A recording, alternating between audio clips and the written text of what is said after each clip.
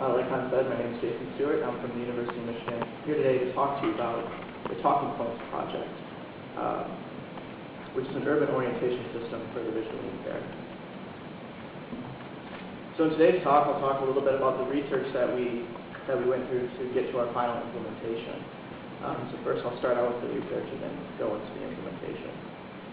So we started out with the hypothesis that a walking journey could be enhanced by providing contextual information along the route. So what does this mean? It means that when you're walking down the street, you're walking by stores, you might know a little bit more about the store, having used the system that we're proposing. Or if you're a visually impaired person, you might know something that you would not have otherwise known. So initially we thought about our potential users as specifically just visually impaired. But as we got into the research, we realized that the system could be easily adapted and used by sighted users as well. So we decided to include both of them as potential users. As we got into our research, through various interviews and surveys, we asked potential users, what do you want to know about? So we heard things like, I want to know what's inside the store without actually walking in. I want to know about things I can't see as I pass them. From a visually impaired person, we heard that they wanted to be warned about obstacles that they're about to encounter. And from all of our users, they all said that they trust what their peers have to say about the locations.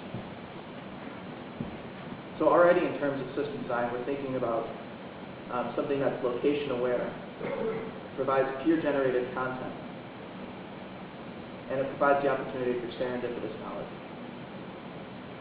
So after we gathered this information, we did a situation simulation that some of us might know as a Wizard of Oz exercise. In this Wizard of Oz exercise, our learning objectives were to determine how much is too much information to present to the user at one time. What's the importance of directional information, specifically for visually impaired users who might not be able to tell if something is to the right or to the left, in front or behind, above or below. And what sort of information is actually useful to hear while you're on a walking journey. So the situation was such that, in our Wizard of Oz exercise, was such that a person would depart on a walking journey equipped with a headset and a mobile device, in which case the wizard in this situation would be acting as the system, as the mobile device. So as they're walking by locations such as Espresso Kingdom here, there's an interaction that takes place between the mobile device and the talking point, and the user is presented with some information about that location. After we got done doing the Wizard of Oz exercise, we started looking at our notes, and we noticed that we were seeing things like, I was bombarded with information, and oh, I didn't know the bank was open that late. So in terms of observational themes, we saw that generally people are in a hurry. They have a destination to get to. There's not a lot of leisurely walking going on. People wanted contextual information more as, in some cases, more as entertainment, instead of task-critical information like how late is the bank open.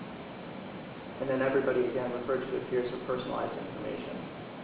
So this tells us that we needed something that's quick and to the point, accommodates different motivations for different walking journeys, and that peer content is important and in most cases preferred for our user group. So in terms of system components, we're thinking along the lines of detectable locations, contextual information presented on a mobile device that they're carrying with them on their walking journey, and that provides user-generated content. So what we came up with was a mobile device coupled with a Bluetooth beacon that interacts with the remote database of community-generated content. Now really we could have used any mobile device, but we decided to go with the model of the 20QO because it has a lot of wireless technologies already built in, including Bluetooth, as well as wireless broadband to facilitate the connection between the device and the remote database. And we wanted to develop on a platform that could be easily ported to other platforms. In terms of the location, we went with Bluetooth mainly because the range was adjustable, either through manipulating the device directly, electronically, or by wrapping metal mesh around it to dampen the signal. They're inexpensive, typically, and they're present in a lot of existing devices such as mobile phones or PDAs. we opted for a community database to leverage the information that sighted users could contribute for the visually impaired users, since it's easier traditionally, that we found from our research, for sighted users to contribute information to systems like this. And then we wanted it to be community moderated so that the maintenance of such a system really relied on the community, so that the information was as healthy as the community was in this case. And it's adaptable. We designed it in such a way that if people wanted to use the system in a different way that we intended, as far as hierarchically creating categories for locations, it could facilitate that. But again, if we think about who are the potential users, we said visually impaired and sighted. So this manifests into a speech user interface and a graphical user interface in our case. For the graphical user interface, it's presented to them on the mobile device as they're passing a location. It detects the talking points that are within a detectable range, and then they can make a selection like Expresso Royal Coffee Shop here. And then they're presented with more in-depth information about that location, such as the menu in this case. And all this content that you're seeing here is user-generated, including the categories on the left. And they still have access to those. They still have access to the recently passed talking points on the right. Speech user interface is something that we spent a lot of time developing. And we designed it in such a way that the visually impaired users who are using the speech user interface, or they don't have to be visually impaired to use this interface specifically, but they have the same access to the information that the sighted users have. So in this case, they're read all of the information for this talking point, the menu, the hours, history, comments, context, etc. And they can respond with voice prompts. And there are some global prompts as well, such as more and cancel and go back, and so on those lines. So right now, user testing is in progress for this system, but we're already hearing some initial feedback, such as facilitated areas, such as having virtual talking points, so that the physical location doesn't actually need a Bluetooth beacon. So this could be done by Wi-Fi triangulation or cellular tower triangulation, GPS data, etc.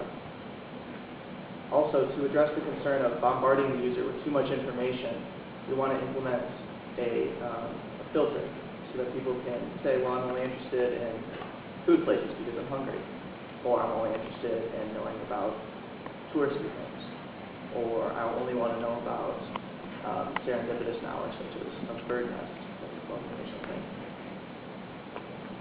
Also, there are a lot of community-generated knowledge sources already available on the internet, such as Wikipedia, Wikimapia, Yelp.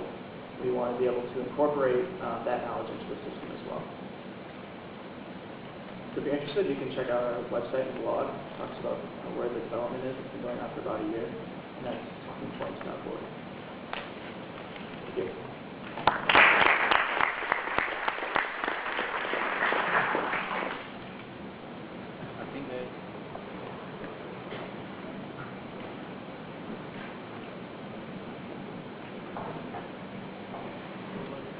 If you have any questions, I would be happy. All right. Well, if we have questions for Dave, I think we can also